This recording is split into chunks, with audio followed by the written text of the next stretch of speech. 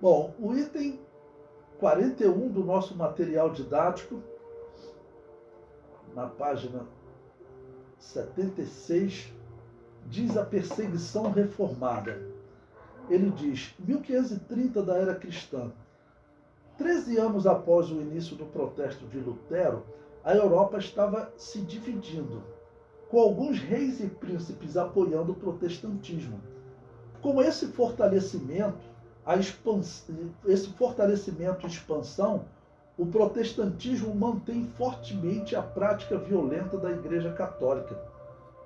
Lutero disse, se castigamos os ladrões com a forca, os assaltantes com a espada, os hereges com a fogueira, por que não atacamos com armas com maior razão a esses mestres da perdição, a esses cardeais, a esses papas, a todo esse ápice da Sodoma romana?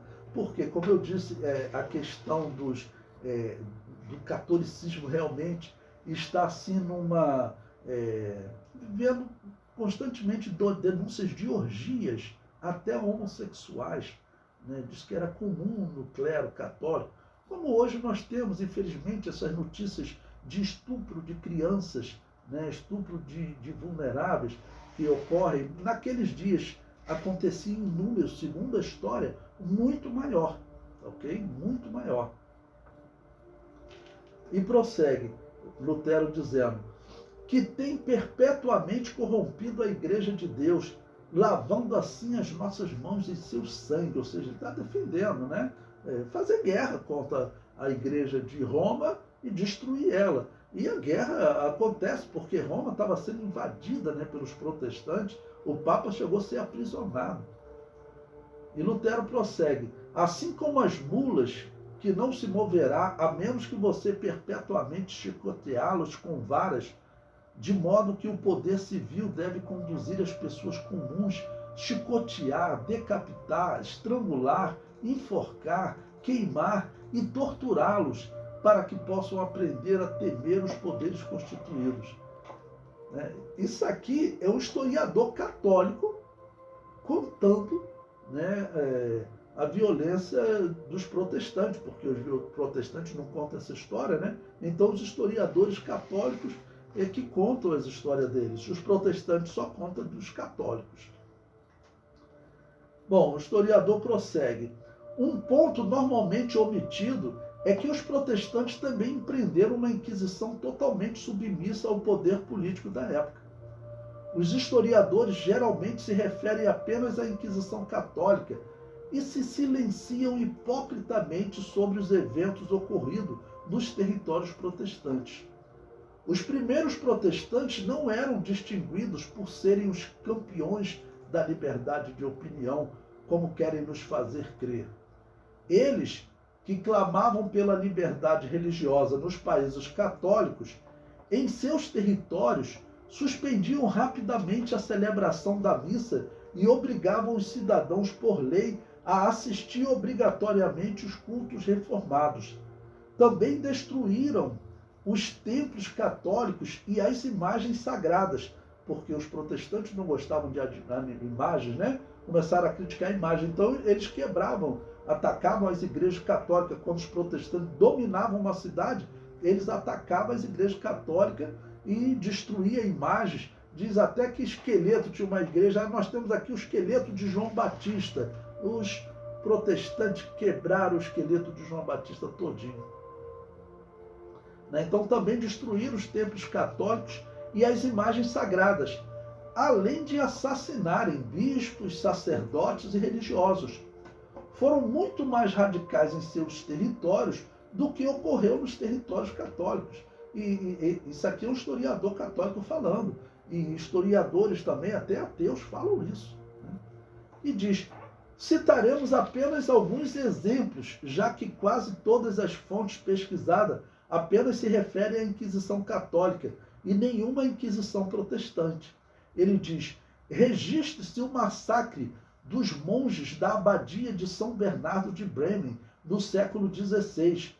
Os monges foram assassinados ou desfolados, arrancaram a pele dos monges, atirando-lhes sal na carne viva. sendo a seguir pendurados no campanário por bandos protestantes, ou seja, arrancaram a pele, né, desfolaram o monge católico. 6 monges cartuchos e o bispo de Rochester, na Inglaterra protestante, foram enforcados em 1535. Ou seja, aí falando dos protestantes, né? Henrique VIII, lá na Inglaterra, que organizou a igreja dele. Né? Henrique VIII mandou queimar milhares de católicos e anabatistas. Ou seja, o católico aqui, ele fala, olha, os protestantes lá na Inglaterra mandaram queimar milhares de católicos e anabatistas, porque os anabatistas nesse período viviam escondidos. Os protestantes na Inglaterra não querem contar, entendeu? Mas aí o católico conta, né? Então ele mandou queimar milhares de católicos e anabatistas no século XVI. Mas foi sua filha católica, Maria, que acabou recebendo o título de Maria Sanguinária. Uma pausa aqui para explicar a vocês. Nós vamos estudar a história dessa mulher. Nós estamos estudando o período em que Henrique VIII é um protestante na Inglaterra. E o que ocorre? Lembre-se que ele separou-se de uma mulher católica, Catarina de Aragão. Essa filha Maria, ela foi deserdada, foi separada da mãe dela, foi assim isolada. Só que foi morrendo todo mundo na família e ela se tornou rainha.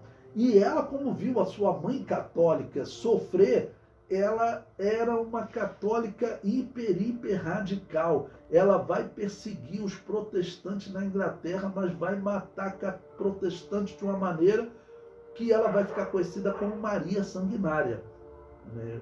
Porque ela era revoltada com os protestantes. Por quê? Os protestantes haviam perseguido a sua mãe. Foi o protestante Henrique VIII e os políticos que se juntaram a ele, porque os protestantes, lembre-se, é um grupo político-religioso, igual Constantino e a Igreja Católica. Então, quando ela se torna rainha e ela tem o exército do lado dela, o que ela vai fazer? Ela vai colocar os católicos nos lugares de destaque.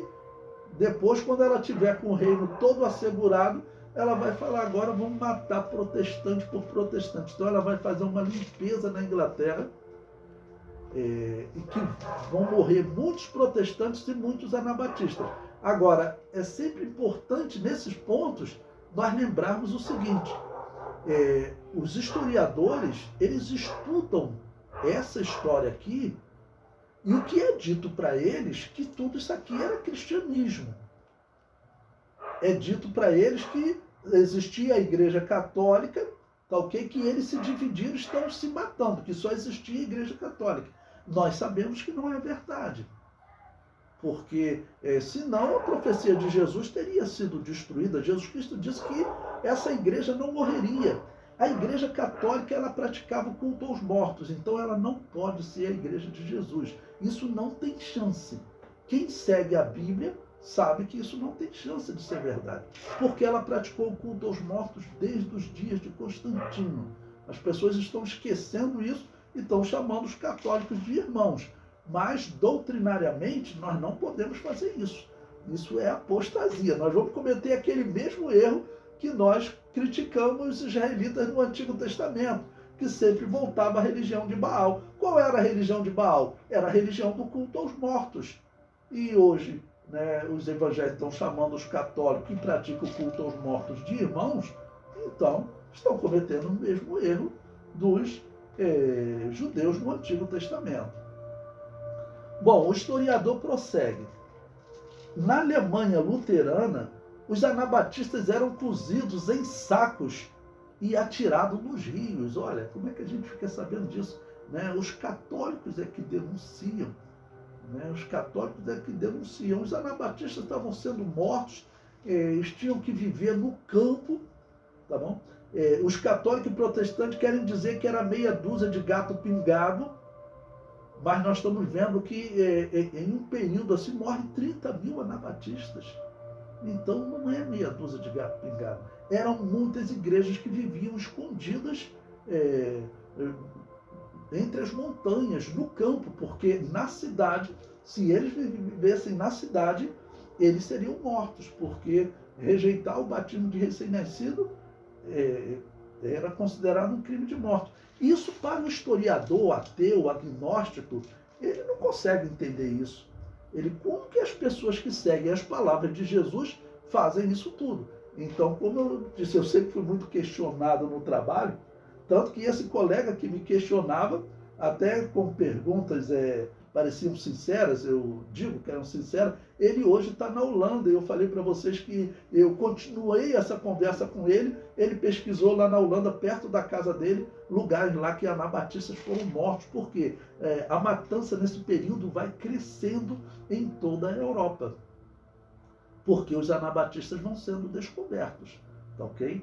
Então ele diz aqui que na Alemanha luterana eles cozinhavam os anabatistas. Existia um método de tortura, um dos que eles usavam era pegar um bicho feito de bronze, normalmente um touro, né, feito de bronze, e colocava a pessoa ali dentro e começava a esquentar aquele bronze, né, e a pessoa ia queimando lá dentro, o pé, o corpo todo, e aquela tortura era uma coisa horrível, era uma das torturas que infelizmente os protestantes usavam, né?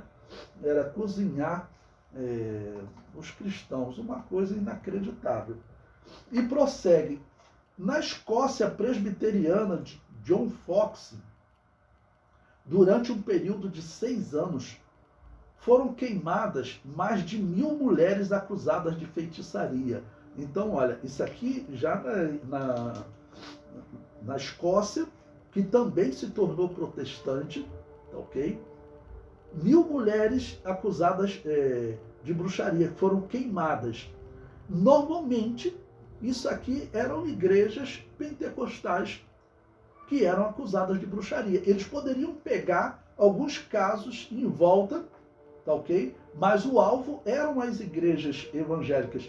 Tanto que a história, até hoje, nós vamos estudar a história das bruxas de Salem.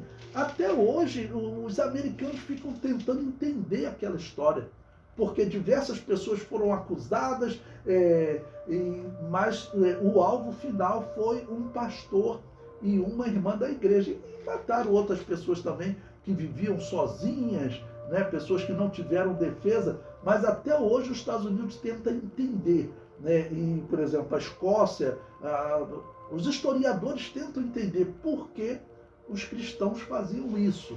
É a pergunta deles. O que eu respondo é que não eram cristãos, né? Tá bom? E ele prossegue. Nas cidades conquistadas pelo protestantismo, os católicos tinham que abandoná-las, deixando nelas todas as suas posses, ou então converter-se ao protestantismo. Se fosse descoberto celebrando a missa, eram apenados com a morte. É um mito a afirmação de que a prática da tortura foi uma arma católica da Inquisição. Jansen, um escritor desse período, cita uma testemunha que afirma. Esse aqui é até um texto que eu já mostrei para vocês em outro momento, mas é um texto importante. Ele diz, né? O teólogo protestante Meifat descreve a tortura que ele mesmo presenciou. Um espanhol e um italiano foram os que sofreram essa bestialidade e brutalidade. Nos países católicos, não se condena um assassino, um incestuoso ou um adúltero a mais de 1 hora de tortura. Porém, na Alemanha protestante, a tortura é mantida por 1 dia e 1 noite inteira, às vezes até por dias, outras vezes até por 4 dias.